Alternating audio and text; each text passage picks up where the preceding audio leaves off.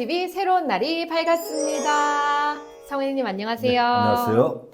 반갑습니다. 이제 벌써 그 가을도 깊어지고 이제 그냥 겨울이 오고 있는 것 같아요. 네, 저희는 가을이 없어진 것 같아요. 맞아요. 얼마 전까지 더웠다가 갑자기 추워진 것 같고요. 이제 음, 곧 겨울이 될 것 같고, 저희들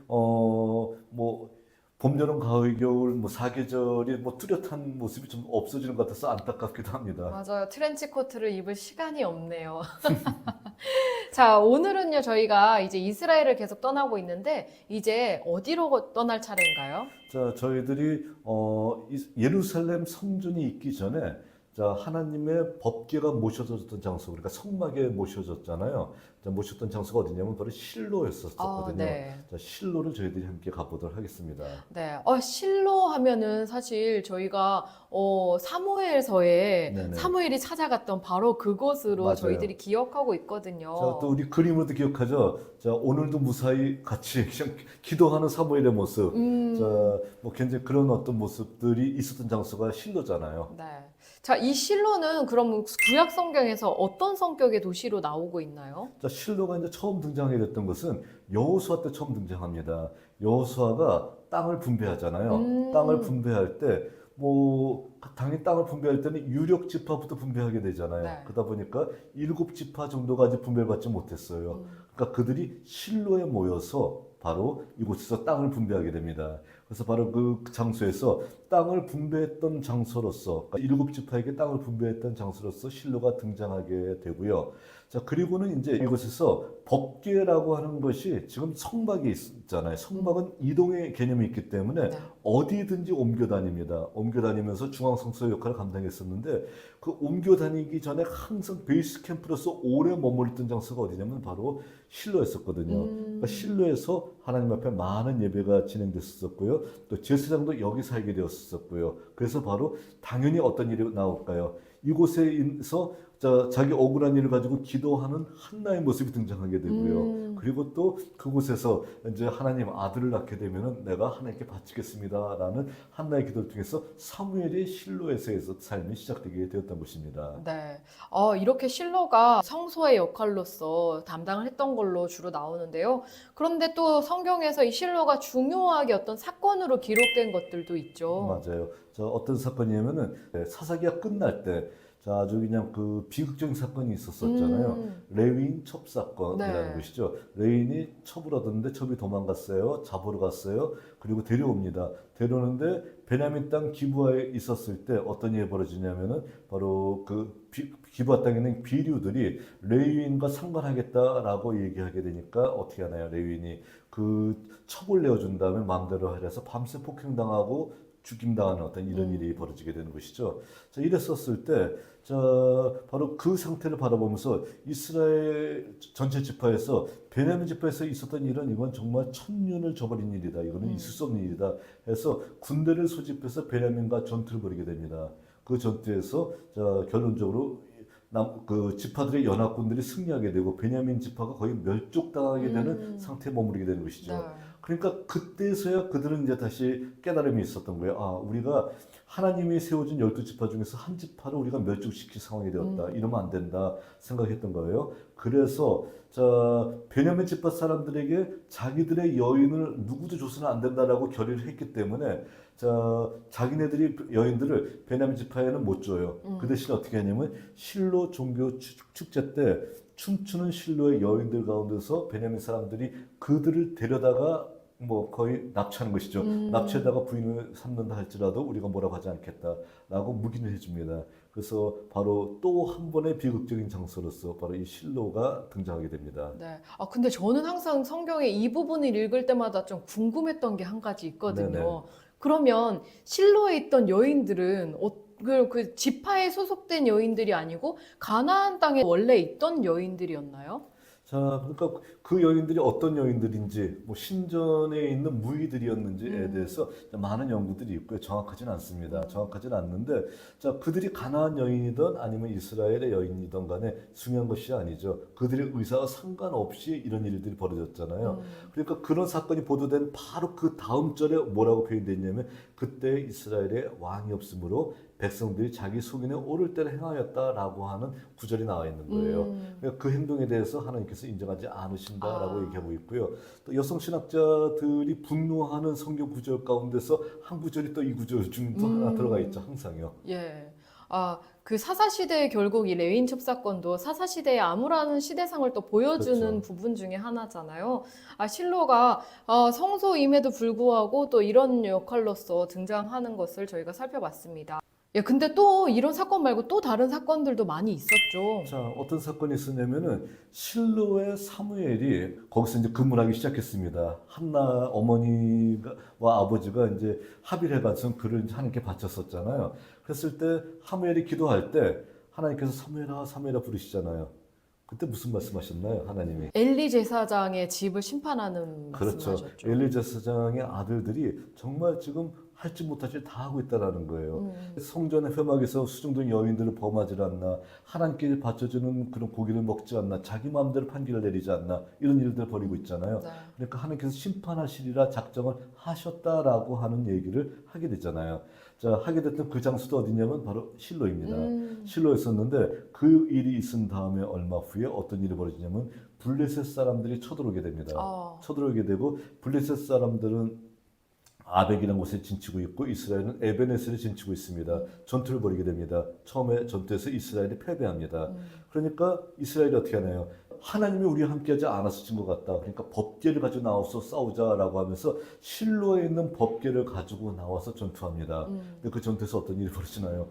이스라엘 백성들이 패배하고 법궤를 블레셋에게 뺏긴 사건이 벌어지게 되고요. 네. 또 그 소식을 들은 엘리 제사장이 어떻게 되나요? 자, 그 소식을 듣고 충격을 받아서 의자에서 넘어져서 쓰러져서 목이 부러져서 죽는 사건이 벌어지게 됩니다. 홈리아 비나스라는 엘리의 두 아들도 죽게 되는 사건이 벌어지게 되고요. 자, 이런 사건이 벌어지는 상황 속에서 이제 어떻게 되는 거예요? 법궤 때문에 실로가 정말 중요한 도시였었는데 법궤를 빼앗기게 된 사건이 벌어지게 되니까 이제부터 실로는 완전히 됐나요? 황폐될 수밖에 없었던 것이죠. 그리고 그 다음에 실로가 다시 회복이 됐느냐?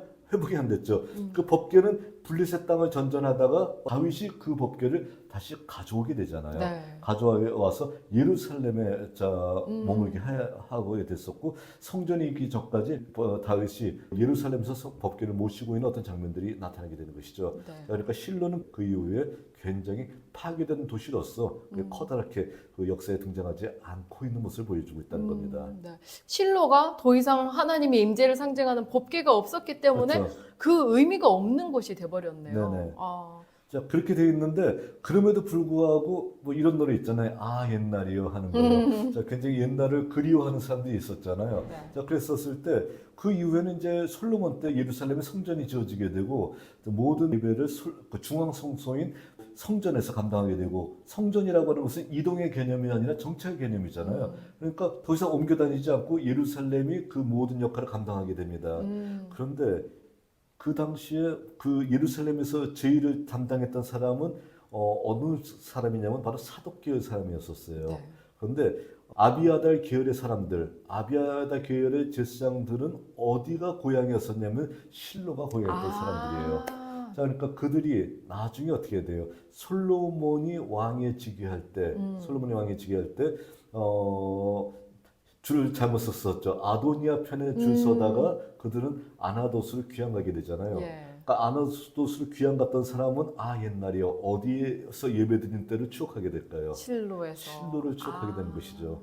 그러니까 항상 그들의 입에서는 우리가 실로에서 예배드릴 때가 좋았어라고 하면서 과거를 회상하는 도시가 되었다는 거예요. 자, 그렇게 과거를 회상하면서 그 실로를 추억하면서 예루살렘 성전이 무너질 것이다라고 예언했던 예언자가 있었습니다. 누굴까요? 예레미야죠. 그렇죠. 예레미야가 그렇죠. 그럼 예레미야는 사독 계열의 제사장 가문일까요? 아니면 아비아달 계열 제사장 가문일까요? 아비아달이죠. 그렇죠. 아나도 출신 사람이잖아요. 그러니까 아비아달 계열 제사장이었었고요. 그는 항상 어디를 추억하고 있었냐면은 실로를 추억하고 있었습니다.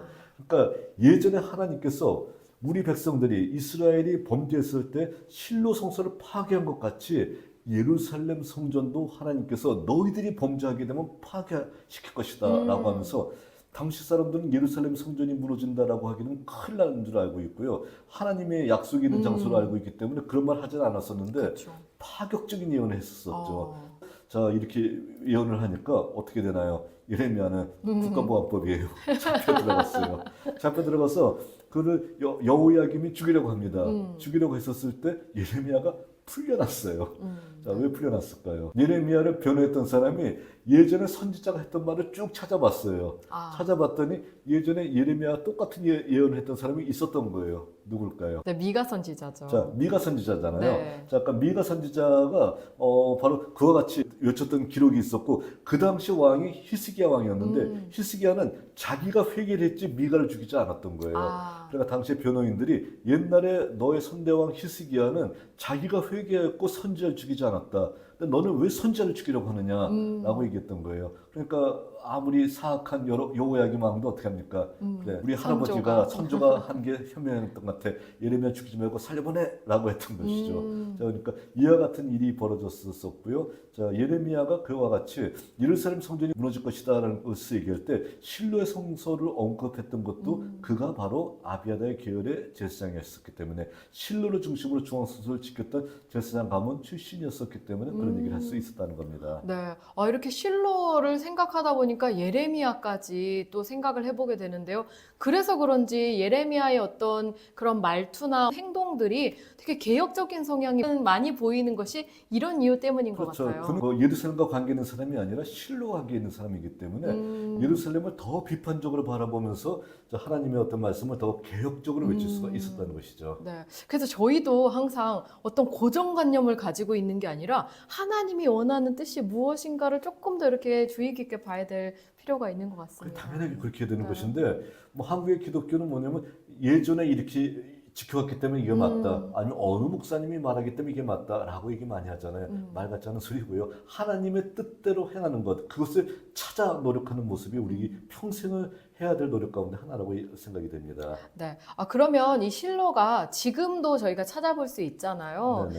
지금은 어떤 게 있나요? 자, 이 실로는 지금은 고고학 사이트로서 아주 잘 보존이 되어 있고요. 또 일반 사람들한테 가게 되면 교육도 해줘요. 그래서 실로는 바로 이런 장소입니다. 또 이런 곳이 발견됐어요라고 거기 현지 고고학자가 미리 예약을 하게 되면 관광객들한테 아주 친절하게 설명을 잘 해주는 어떤 그런 장소이기도 하는데 무엇이 남아 있냐면은 뭐 예전에 이곳에 성막이 있었던 흔적들은 당연히 성전의 흔적도 남기 힘든데 성막의 흔적이 남아 있겠나요? 남아 있기 쉽지 않죠. 근데 이곳에 예전에 성막이 있었던 장소이라는 생각 때문에 비잔틴 시대에 여기에 교회가 있었거든요. 그러니까 교회의 흔적이 남아 있습니다. 교회 흔적은 주로 무엇이 남아 있냐면은 건물은 무너지지만 바닥은 남아 있잖아요, 되게. 네. 자, 바닥을 파봤더니, 땅을 파봤더니 그 교회의 어떤 바닥이었었던 모자이크 흔적이 남아 있어요. 그래서 현재 이것은 고고학 발굴 중이기 때문에 아직 공개는 하지 않았지만 지금 발굴된 현장을 저희들이 어깨 너머, 담 너머로 이렇게 볼 수가 있어요. 네. 자, 바로 그런 장소가 남아 있고요.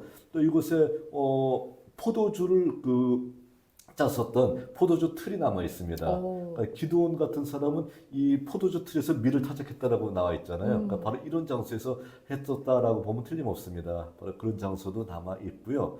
또 이곳을 잘 전망할 수 있게끔요, 전망대가 잘 만들어져 있어요.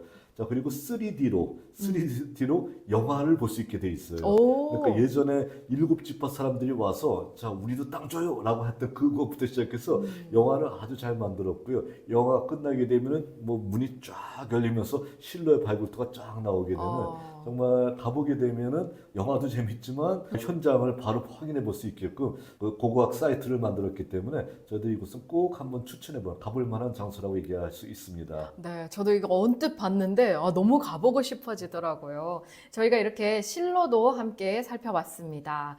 교수님, 저희가 이스라엘을 이렇게 구석구석 살펴보면서 더 성경을 읽는 눈이 풍성해지고 있는 것 같습니다. 다음 시간에는 어디로 갈까요? 자, 다음 시간은 실로 위로 올라가게 되면은 이스라엘의 중심 도시라고 얘기할 수 있고 중앙산업지구 중심 도시이고 한때 수도를 했던 장소 어디냐면 세겜이라고 하는 곳입니다. 네. 세겜 지역도 한 주에 끝내기는 어려워요. 일단은 에발산 그리심산부터 저희들 살펴봐야 되고요. 또 세겜이라는 도시 안에서는 정말 여러 가지 다양한 사건들이 벌어졌었거든요. 거기에 대해서 저희들이 함께 살펴보도록 하겠습니다. 네, 그럼 다음 시간에는 세겜에서 만나보도록 하겠습니다. 여러분, 다음 시간에 만나요. 안녕.